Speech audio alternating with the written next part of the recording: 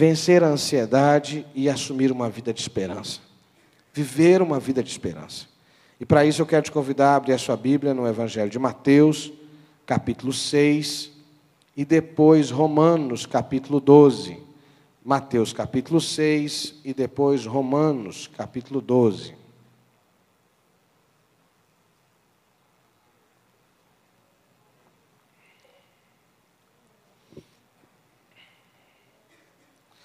Mateus 6 e Romanos, capítulo 12. Amém? Então, para você, para nós, para todos nós que estamos aqui no culto e outras pessoas que assistem conosco essa mensagem pelo YouTube, que Deus nos leve a esse lugar. Mateus 6, diz assim: Por isso vos digo, não andeis ansiosos pela vossa vida, quanto ao que haveis de comer ou beber, nem pelo vosso corpo, quanto ao que haveis de vestir. Não é a vida mais do que o alimento, e o corpo mais do que as vestes? Observai as aves do céu, não semeiam, não colhem, nem ajuntam em celeiros, contudo, vosso Pai celeste a sustenta. Porventura não valeis vós muito mais do que as aves? Qual de vós, por ansioso que esteja, pode acrescentar um côvado ou 50 centímetros ao custo da sua vida? E por que andais ansiosos quanto ao vestuário? Considerai como crescem os lírios do campo, eles não trabalham nem enfiam. E eu, contudo, afirmo a vocês, que nem Salomão, em toda a sua glória, se vestiu como qualquer deles. Ora, se Deus veste assim a erva do campo, que hoje existe e amanhã é lançada no forno, quanto ao mais a vós outros, homens de pequena fé. Portanto, não vos inquieteis, dizendo que comeremos, que beberemos, ou com que nos vestiremos, porque os gentios é que procuram todas essas coisas. Pois vosso Pai Celeste sabe que necessitais de todas elas. Buscai, pois, em primeiro lugar o seu reino e a sua justiça, e todas essas coisas vos serão acrescentadas. Portanto, não vos inquieteis com o dia de amanhã, pois o amanhã trará os seus cuidados, basta ao dia o seu próprio mal. E aí eu queria te convidar a virar um pouco as páginas da tua Bíblia para a carta de Paulo aos Romanos. Romanos, capítulo 12, verso 1. A gente vai ler um pouquinho, na verdade, antes do 11, 33. Carta de Paulo aos Romanos, capítulo 11, verso 33, diz assim: Ó profundidade da riqueza, tanto da sabedoria como do conhecimento de Deus! Quão insondáveis são os seus caminhos, seus juízos, e quão inescrutáveis os seus caminhos! Quem, pois, conheceu a mente do Senhor? Ou quem foi o seu conselheiro? Ou quem primeiro deu a ele, para depois receber, lhe venha a ser restituído? Porque dele, e por meio dele, para ele, são todas as coisas. A ele, pois, a glória. Amém.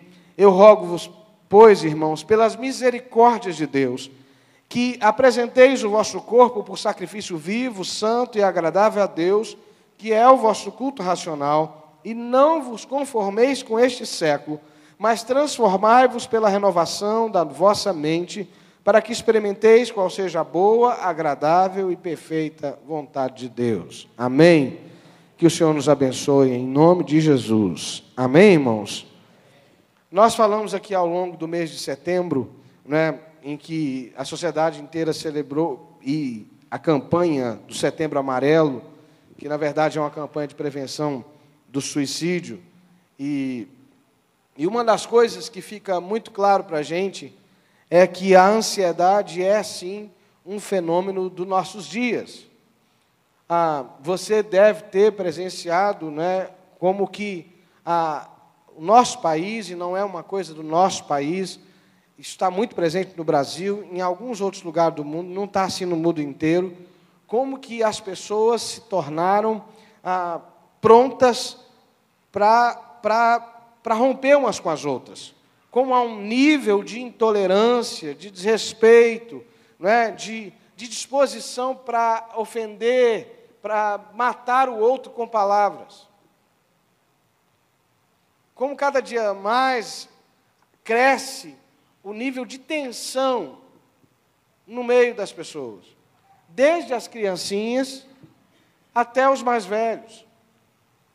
um senso de pressa, de correria, de um desejo desenfreado de ter controle das coisas. Uma vida que caminha a passos largos para o esgotamento, para o atropelo. A gente sai quebrando princípios, a gente sai quebrando relacionamentos, conquistas que foram feitas ao longo do tempo por conta de uma pressa desmedida, por conta de uma visão apequenada. Muito rápidos para decidir, muito rápidos para irar. Vai tomando decisão uma atrás da outra e, às vezes, decisões equivocadas, decisões erradas, que são baseadas em fundamentos também rasos. E o que vai gerando é uma frustração após a outra, porque quanto maior é a expectativa, maior também é a frustração, uma vez que a expectativa não se realiza, porque ninguém dá conta de viver o conjunto de expectativas que está colocado sobre o ser humano. O padrão de consumo, por exemplo, não é? Você não deve ser muito diferente de mim, mas eu fui criado num padrão em que eu ficava feliz em ter feijão, arroz, não é? Alguma coisa na mistura e um pedaço de carne. E olha que nem todo mundo podia esperar um pedaço de carne, não é verdade? Não é? A gente ficava feliz de ter um refrigerante no final da semana, não é? Quem lembra do Atari aqui? Quem ganhou o Atari aqui? Olha aí, mexi com a emoção de alguns aqui, né? Não é? A gente lidava com coisas pequenas e se realizava muito mais fácil. Hoje não basta, por exemplo, ter um celular, tem que ser o melhor, não é verdade? E as companhias, elas não se definem, né? Uma hora o celular é pequenininho, e aí ele vai diminuindo, de repente, depois ele começa a crescer de novo. Aí vai crescendo, não é? Na verdade, está nessa fase agora, está numa fase de crescimento, não é? Os aparelhos estão numa fase de crescimento de novo, não é? E aí a gente vai, as coisas vão, não é?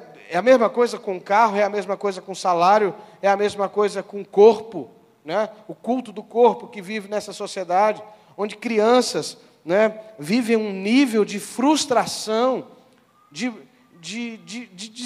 frustração, porque, de repente, o seu corpo não está dentro do padrão de beleza que a sociedade diz que tem que ter. Uma criança que é mais gordinha, uma criança que é magrinha demais, uma criança que é alta, além do padrão da sua altura, uma criança que é baixa, além do padrão da sua altura, e por aí vai.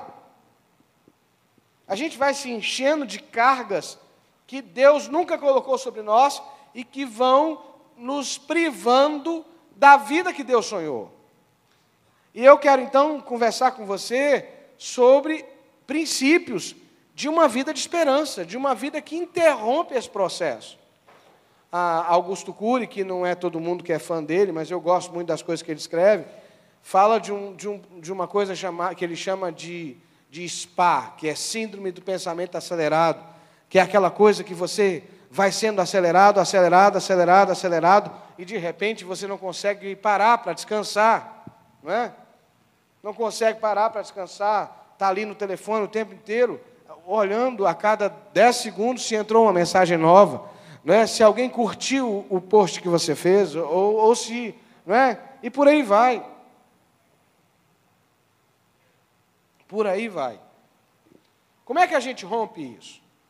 A primeira coisa, é a gente voltar para essa palavra de Paulo, que termina o capítulo 11 dizendo assim: ó profundidade da riqueza, da sabedoria, do conhecimento de Deus, quão insondáveis são os seus juízos, e quão inescrutáveis os seus caminhos. É um português muito rebuscado, né? Paulo devia estar dizendo assim: ah, meu Deus, como o Senhor é maravilhoso. Não dá para expressar, não dá para falar. Estou aqui sem palavras. Eu tento entender o que o Senhor é, como o Senhor se realiza, mas eu não consigo. Os seus caminhos são maravilhosos demais para mim. Quem conheceu o Senhor, quem conheceu a mente do Senhor, quem foi o seu conselheiro, quem disse alguma coisa para ele primeiro, para depois ser restituído. Porque dele, por meio dele, para ele, são todas as coisas. A ele, então, a glória eternamente. Paulo está dizendo assim: E é interessante que ele vem, se você ler o capítulo 9, ele vem tratando de temas difíceis, ele vem tratando da incredulidade dos judeus, ele vem dizendo que Israel não podia alegar a falta de oportunidade, e tal, e tal. Ele está num discurso, de repente, para mim, Paulo está escrevendo, e ele dá uma viajada no espírito, assim, legal. Sabe? Ele abstrai da realidade, ele navega em Deus, diz assim: Senhor, o Senhor é lindo, o Senhor é lindo, o Senhor é maravilhoso, o Senhor é tremendo, o Senhor é bom demais. Sabe qual é a primeira coisa que a gente tem que fazer, queridos, para romper com essa roda louca de opressão que a gente vive nesses dias e que ficou estampado nesse processo eleitoral? Para mim ficou estampado, escancarado. Está presente na vida, nas brigas de trânsito, nas discussões sem sentido. A gente tem que ter condições de parar e olhar para o Senhor. Eu fico pensando na experiência de Estevão. Lembra de Estevão? Pedra comendo em cima dele. Né? Os caras jogando pedra para cima dele, e ele diz assim: eu estou vendo os céus abertos. Eu estou vendo os céus abertos. E sabe quem está lá? Jesus. Aí que os caras jogaram pedra mesmo. O Senhor Jesus está sentado à direita do Pai, não é? Junto com seus anjos. E Estevão vai tomando pedrada, mas a sensação que eu tenho é que ele está numa outra dimensão. Ele está numa outra realidade. Tem gente que usa de droga para ficar zen, para se abstrair. Eu, graças a Deus, nunca usei droga. Mas eu quero te dizer que eu tenho certeza que não tem nada mais profundo, mais relaxante, mais renovador, mais restaurador do que você entrar na presença de Deus e ser chocado por quem Deus é. Disso eu posso contar para você.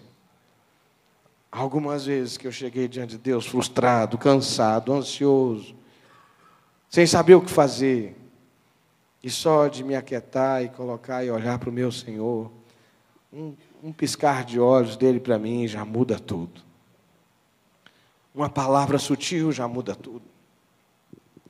A gente precisa realmente perguntar para nós se Jesus é suficiente para a nossa vida. Pergunta para o teu irmão: Jesus é suficiente para você? Hein? Ou precisa de Jesus e mais algumas coisinhas? Jesus é suficiente para você? Eu sou como você. Eu muitas vezes me vejo correndo atrás de muitas coisas, enquanto uma coisa só é necessária. Lembra de Marta e Maria? Marta, Marta. Está inquieta com muita coisa. Não é? Maria escolheu a boa parte. Isso não vai ser tirado dela. Sabe, meus irmãos? Sabe por que quando a gente desrespeita a vida e vai acelerando, acelerando, acelerando, o corpo começa a gemer, a emoção começa a gritar? Sabe por quê? Porque você não foi feito para isso. Você foi feito mais para ser do que para fazer. Você foi chamado para ser uma bênção onde você trabalha, para ser uma bênção com os seus amigos, para ser uma bênção na sua família, para ser. E aí eu preciso ter condições de olhar para Deus, de mergulhar em Deus e não me conformar com esse tempo. Não me conformar com esse tempo.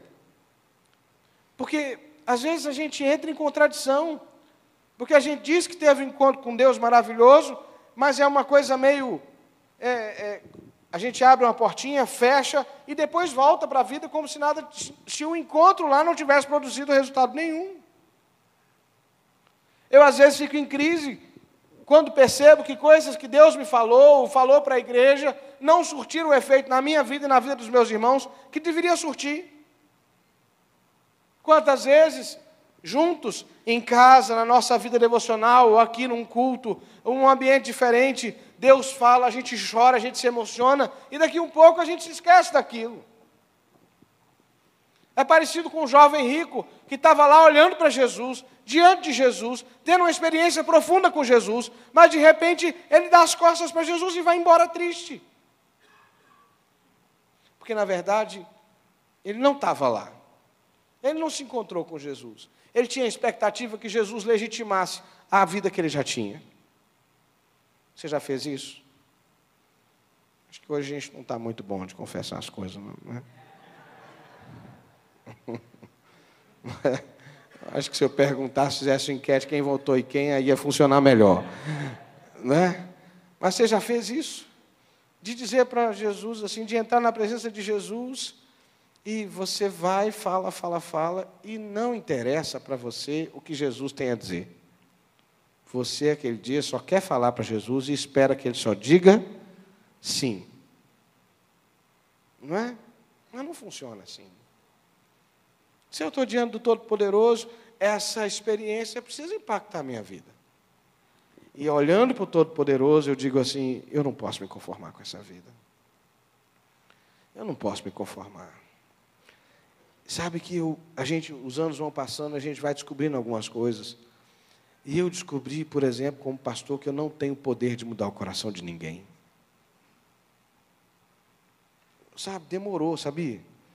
Eu tenho agora 20 anos de ministério, eu acho que demorou pelo menos uns 10 para eu descobrir isso. Porque no início a gente achava que podia mudar o coração das pessoas. A gente achava que se a gente trabalhasse bem, não é? Se eu fosse um bom mestre, um bom pastor, um bom discipulador, eu ia dar conta de mudar o coração das pessoas, mas eu descobri que não. Se o encontro com Deus não mudar, quem sou eu para mudar? Eu descobri que só o encontro com Deus muda a atitude das pessoas. E aí, quando eu tenho uma experiência profunda com Deus, eu então não me conformo. Eu não quero mais essa vida. Eu não quero mais essa realidade. Eu não quero mais essa atitude. Eu não quero mais essa vida que idolatra minhas vontades. Que me coloca nesse lugar de semideus, de acha que pode controlar todas as coisas. E aí eu quero caminhar para os próximos passos. Mas o primeiro passo, o primeiro princípio é, se lance em Deus. Mergulhe em Deus. Descubra Deus. Deixe-se tocar pelo Senhor.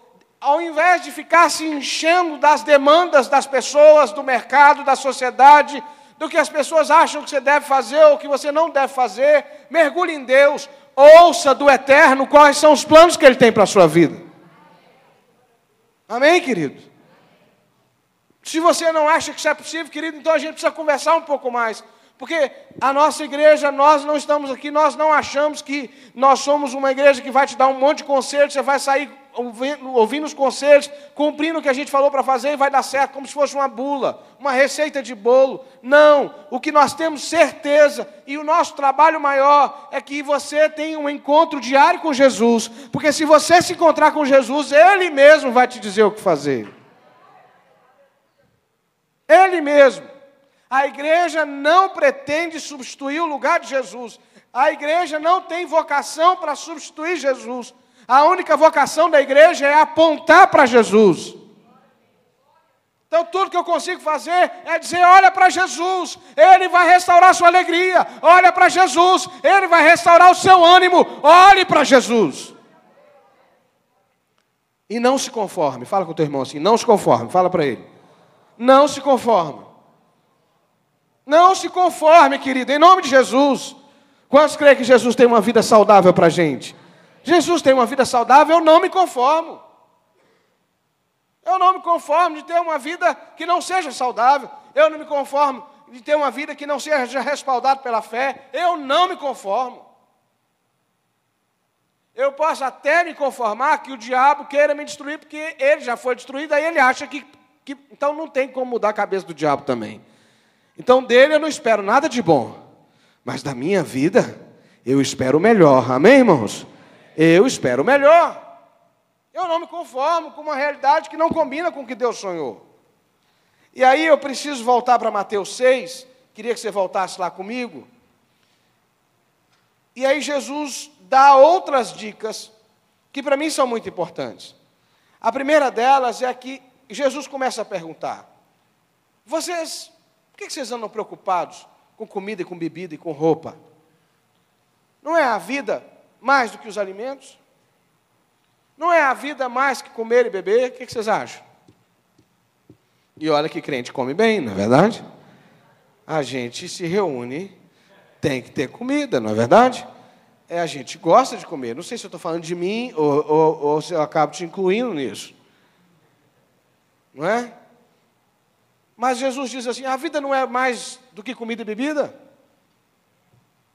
E a pergunta de Jesus é retórica no sentido de que ele quer apresentar um outro conceito. Jesus está dizendo assim, a vida é mais do que comida e bebida. Há um outro conceito de vida do que esse de comer, beber, pagar conta. Há um outro conceito de vida que é mais do que esse de trabalhar de sol a sol. A Bíblia diz assim, mas a todos quantos o receberam, deu-lhes, o poder de serem feitos filhos de Deus, a saber o que creem no seu nome. Em outras palavras, Jesus está dizendo assim, olha para mim. Ele diz, a minha comida é fazer a vontade do Pai. Essa é a minha comida. Essa é a minha bebida. Esse é o meu alimento. Essa é a minha maior sede. Esse é o meu desejo. Fazer a vontade do Pai. Alegrar o coração do Pai. Encontrar-se com o Pai. Sabe por que às vezes, queridos, vida devocional, vida de oração, busca da palavra é uma coisa assim difícil para nós? É porque ainda não é essencial para nós o encontro com o Pai. Eu não quero que você tome como ofensa. Não, porque a gente ainda está relacionando com Jesus de uma maneira superficial. A gente se relaciona com Jesus como alguém que está junto comigo, que anda comigo, que participa da minha vida. Mas ele é como se fosse uma bengala, ele é como se fosse um apoio, que quando eu preciso eu descanso.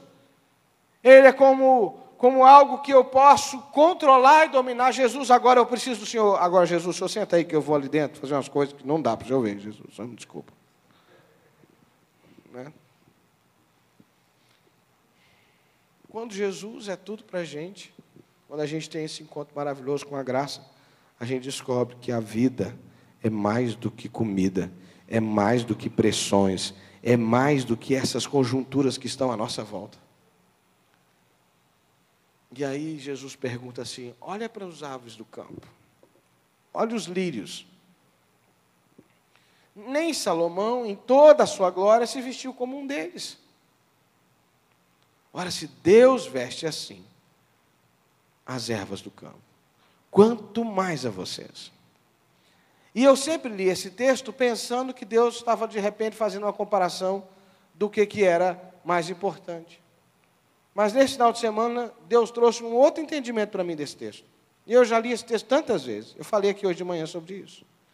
Para mim, de outra forma, Jesus estava dizendo, além disso que eu acabei de dizer, que a natureza sabe que pode confiar em Deus. A natureza sabe que pode confiar em Deus. A natureza sabe de que, de alguma forma, Deus vai dar um jeito. Por isso que ele diz que eles não trabalham nem fiam. O que para mim o texto está dizendo é que a natureza espera sempre o melhor de Deus. E é por isso que ela é destruída quando é destruída pelo homem, é destruída e é pega de surpresa. Porque a natureza nunca está esperando o pior. Você já viu? Ela nunca está esperando o pior. Ela simplesmente se sujeita. Ela simplesmente se submete. Como a Bíblia fala de ovelhas, você sabe por que a Bíblia compara a gente com as ovelhas? Não é? Porque ovelha, se não tiver pastor para guiar, ela vai, come o capim do lugar, mata o capim do lugar, e ela não tem essa proatividade de sair procurando pasto, como bode, como gado, como vaca. A ovelha consome, aí ela fica ali esperando que alguém leve ela.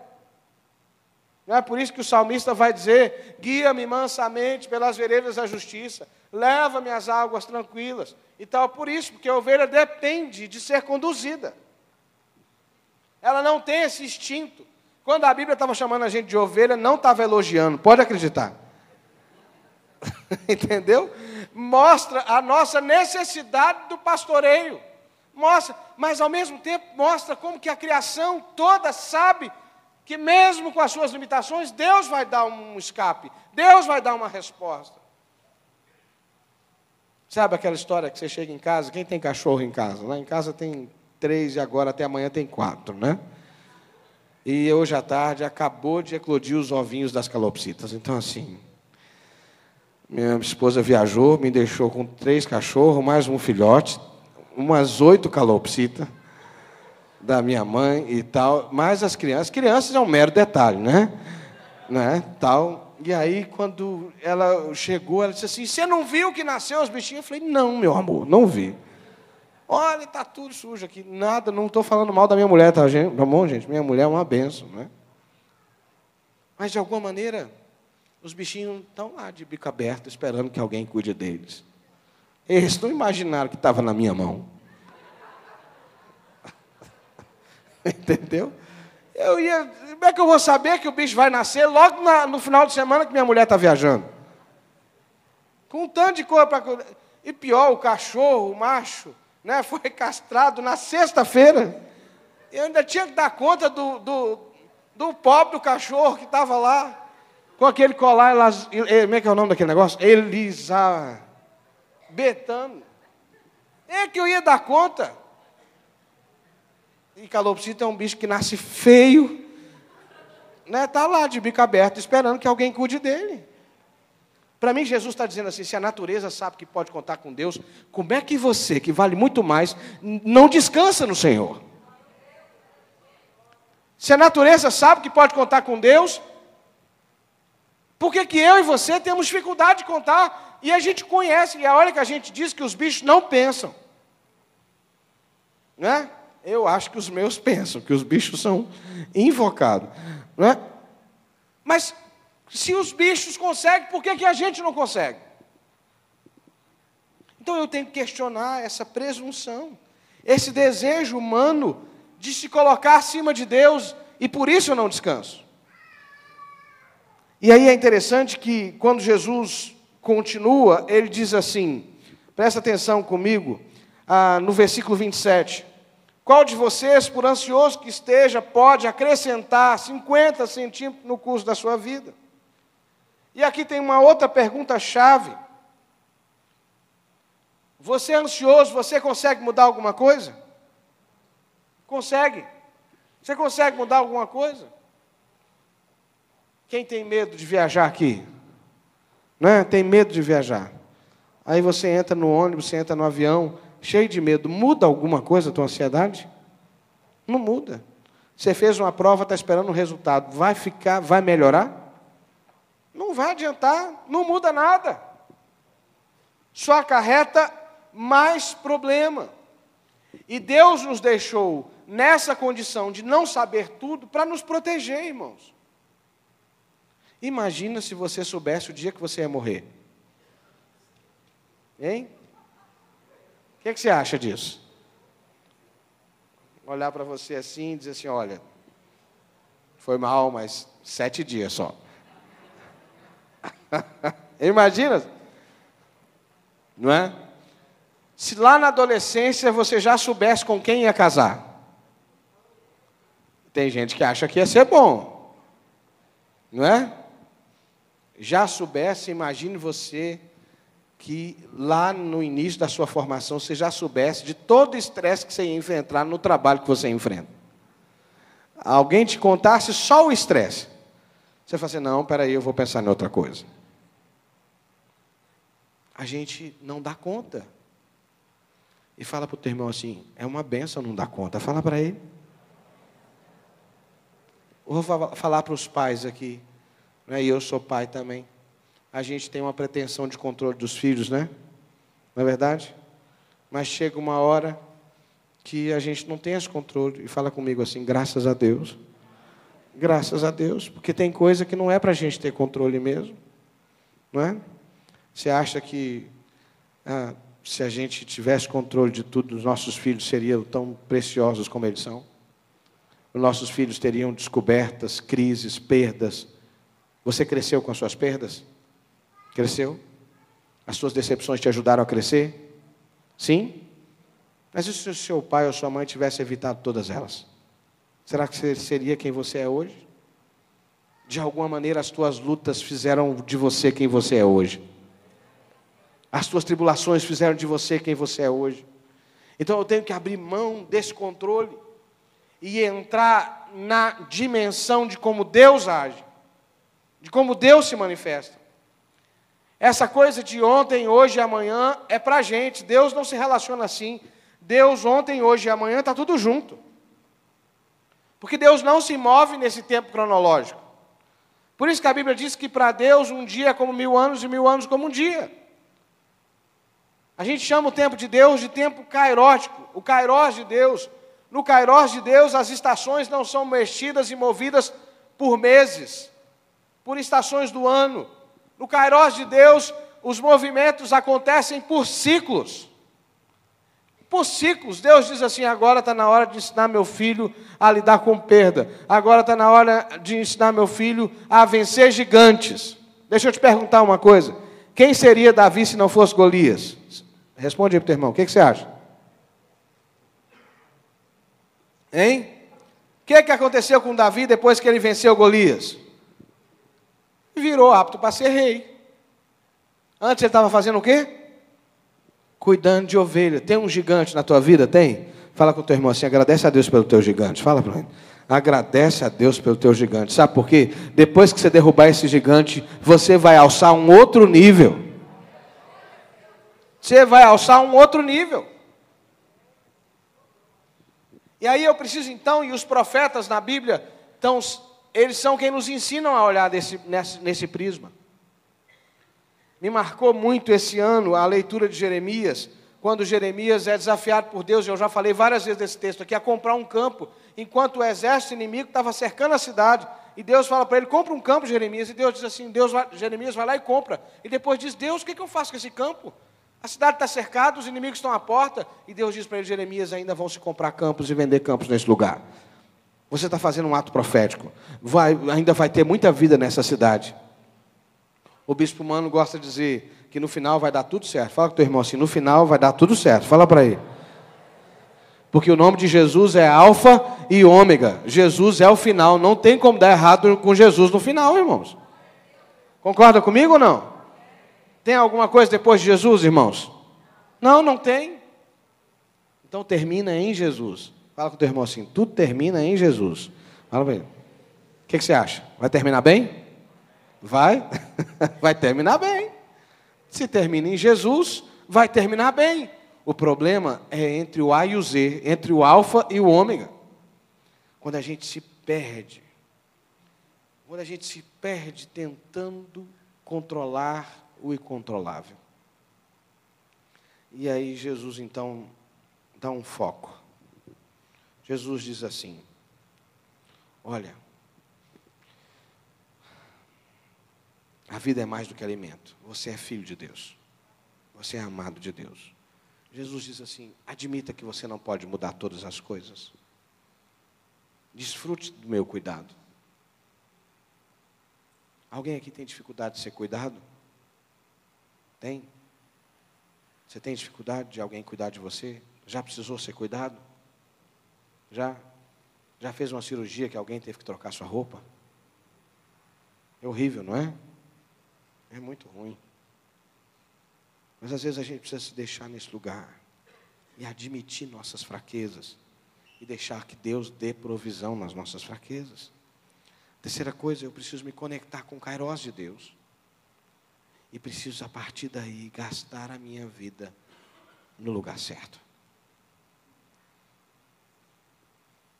Para romper com a ansiedade e viver uma vida de esperança.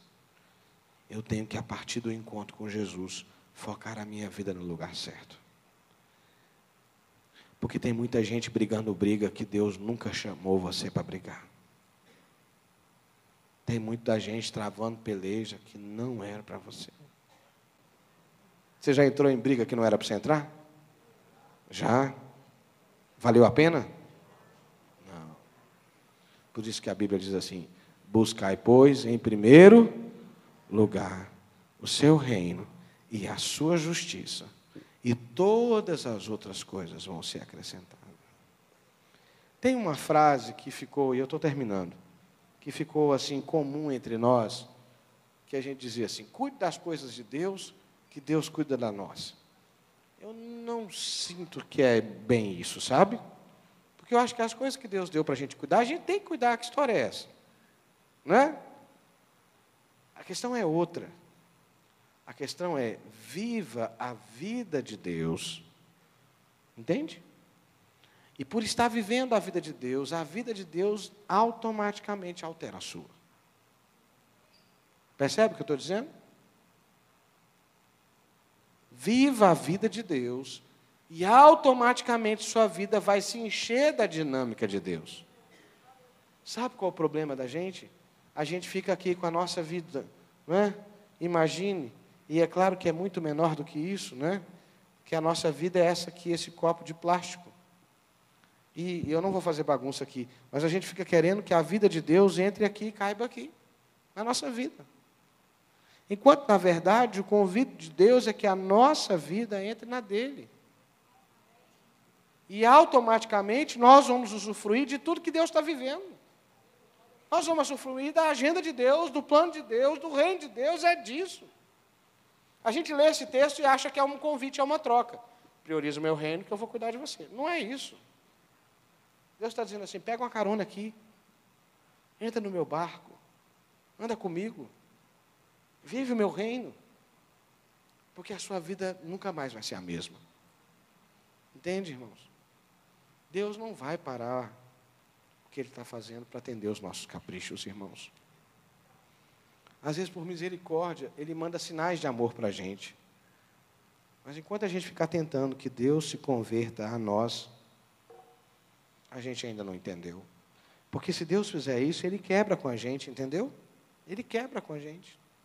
A gente não...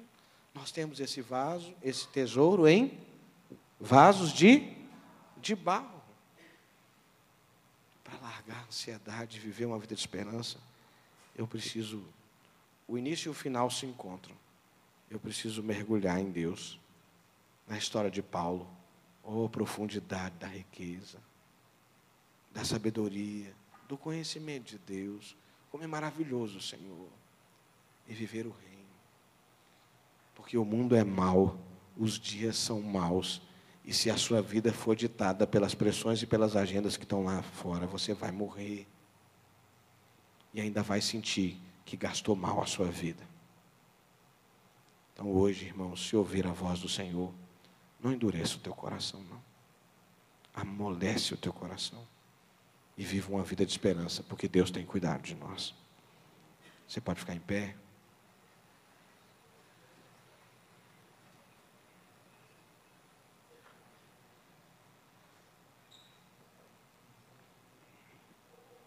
Eu sei que quase ninguém aqui enfrenta a ansiedade. Quase ninguém aqui passa lutas nessa história. Mas vai que você conhece alguém que enfrenta isso, não é? Vai que você conhece alguém. A vida pode ser mais leve. A vida pode ter mais sentido, a vida pode ter mais propósito. E para ter propósito, a gente precisa assumir nossa limitação e encher-nos de Deus. Então eu queria orar por você. A gente brinca, mas é com carinho.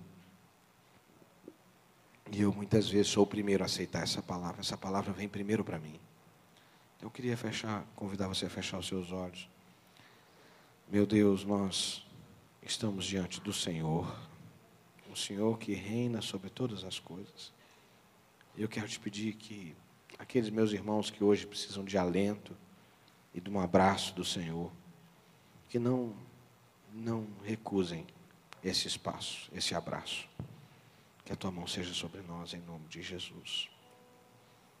Enquanto o Ministério do Louvor cantar e tocar, se você precisa do abraço, do renovo do Espírito Santo, se você precisa de esperança e do que só Deus pode fazer, eu quero te convidar a sair do seu lugar.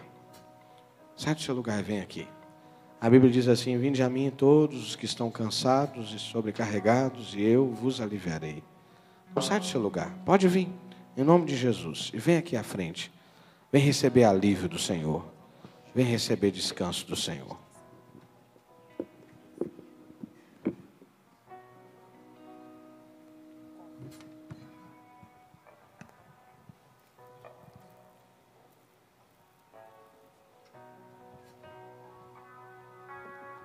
Queria se tem algum querido seu aqui, que você viesse aqui orar com ele, a gente pode abaixar as luzes um pouquinho.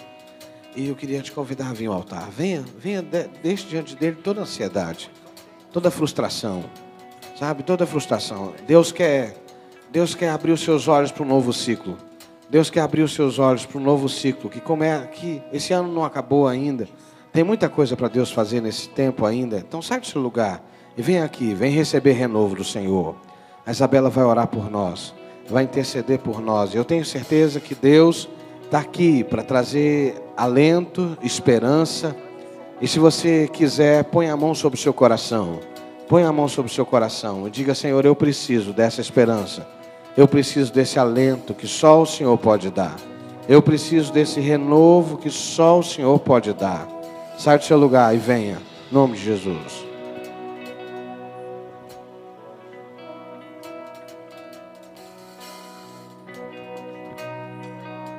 Ai, Jesus, nessa noite nós estamos aqui no Teu altar, Deus. E queremos Te dizer que temos a plena convicção de que sabemos que não temos para onde ir, senão para os Teus braços, Jesus, senão para o Teu colo. Obrigada, Deus, porque nos piores e nos melhores momentos, Deus, Você se fez presente na nossa vida. E Pai, eu venho te pedir que em nome de Jesus, Deus, cada coração aqui nessa noite venha ser cheio dessa convicção, Deus. Que cada pessoa que entrou nesse lugar nessa noite, Deus, venha estar convicto que a Tua presença é maior do que todas as dificuldades, é maior do que todas as crises. E eu venho te pedir, Pai, em nome de Jesus, que se existe alguém aqui ansioso, Deus, que o Senhor venha retirar esse sentimento desses corações, Pai. Em nome de Jesus, nós repreendemos toda ansiedade nesse lugar. Deus, nós repreendemos tudo aquilo que tira os nossos olhos do Senhor. E te pedimos, Deus, que a Tua paz enche os nossos corações nessa noite. Senhor, em nome de Jesus, nos ensine a confiar no Senhor. Nos ensine a descansar no Senhor, Jesus. Nos perdoa, Pai, pelas vezes que achamos que sabemos o que é melhor pra gente, Deus. Nós não sabemos, e nessa noite nós nos declaramos totalmente dependentes do Senhor, Deus.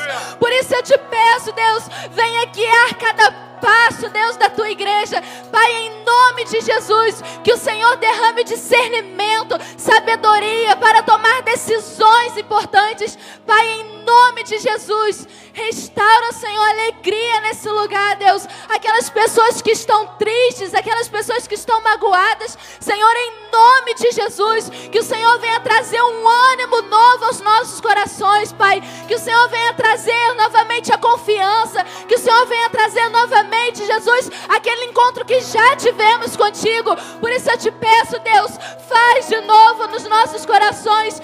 Espírito Santo, toca novamente nos nossos corações, Deus. Tira toda a frieza espiritual. Nós queremos voltar a ouvir a Sua voz. Nós queremos ter esse direcionamento do Teu Espírito, Pai. Então, em nome de Jesus, abre a nossa visão espiritual, abre o nosso coração, Deus, e enche-nos da Tua paz, Deus, porque Você é realmente maravilhoso, Jesus.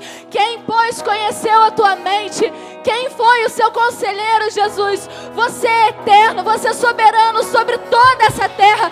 Quem somos nós, Jesus, para te pedir algo? Mas nessa noite sabemos que pela Tua graça o Senhor nos dá do Teu favor, o Senhor nos enche da Tua graça, Pai. Então continua fazendo isso nas nossas vidas, Senhor, em nome de Jesus.